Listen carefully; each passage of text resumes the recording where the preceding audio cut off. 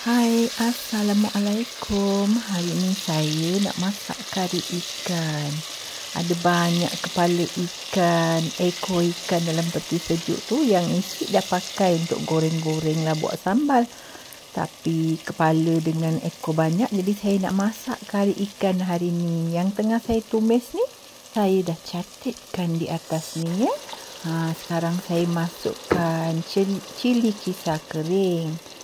Cili kisar kering ni akan menjadikan kari ikan kita lebih sedap. Ikut sukalah, kalau nak pedas boleh lebihkan. Kalau tak nak pedas boleh kurangkan.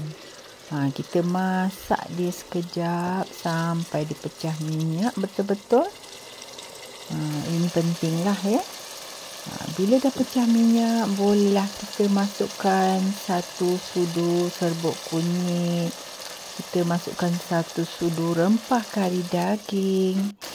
Dan 2 sudu makan rempah kari ikan. Kita masukkan semua ni, kita gaul dia, masak lagi. Kita masak bahan-bahan ni penting ya. Sampai dia pecah minyak, barulah kari kita sedap. Bahan-bahan yang kita tumis tadi tu pun mesti kena masak sampai dia agak-agak kekuningan ya. Kari kita akan jadi sangat wangi. Part ni sangat wangi lah.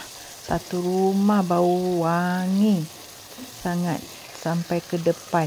Jiran-jiran pun mula dah bertanya dah tu, dah WhatsApp dah tu. Memang sedap. Masukkan tengah sudu gula. Lepas tu kita masukkan terung bulat ni keras sedikit ya. Kita potong, janganlah tebal sangat. Lepas tu kita masukkan sekali, kita masak, tumis sekali.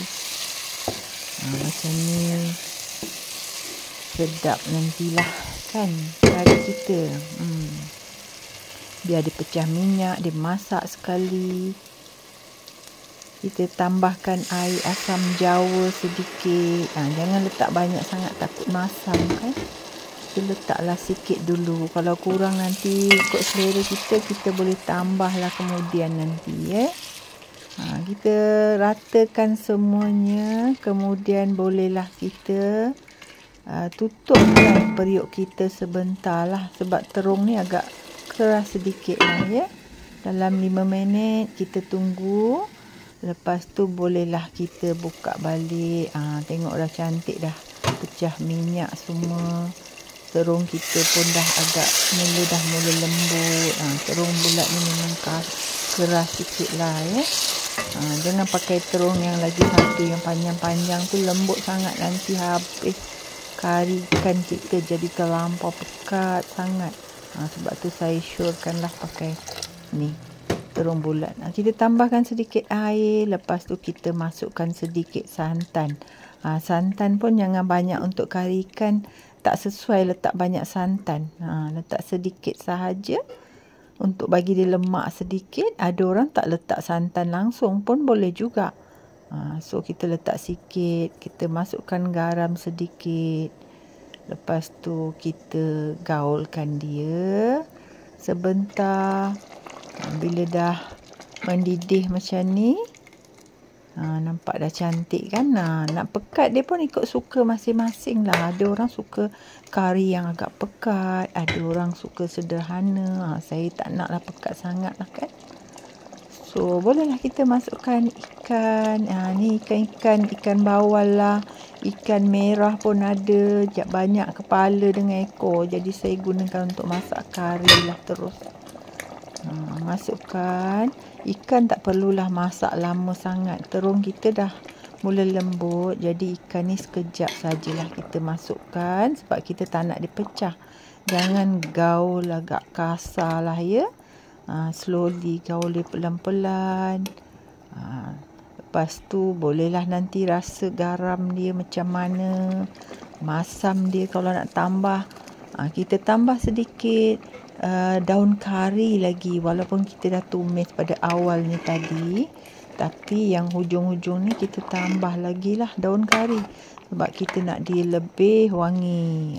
Daun kari ni pun banyak khasiat ya. Tengok pekat dia. Saya suka pekat macam ni. Saya tak nak terlampau pekat. Kita rasalah garam dia ya. Asin dia macam mana, dengan masam dia ikut selera masing-masing lah. Ada orang suka masin, ada orang nak kurang masin kan. Ikut selera masing-masing. Selamat mencubalah ya. Kari ikan yang sangat harum ni. Masak memanglah jiran-jiran akan bertanya, mana datang bau wangi ni? Ini bukan kedai mamak ya. Ini rumah sebelah aja cakap. Nak bolehlah ambil sepinggan. Kita sedekahkan. Okey, selamat mencuba kari ikan dari dapur Ami. Assalamualaikum.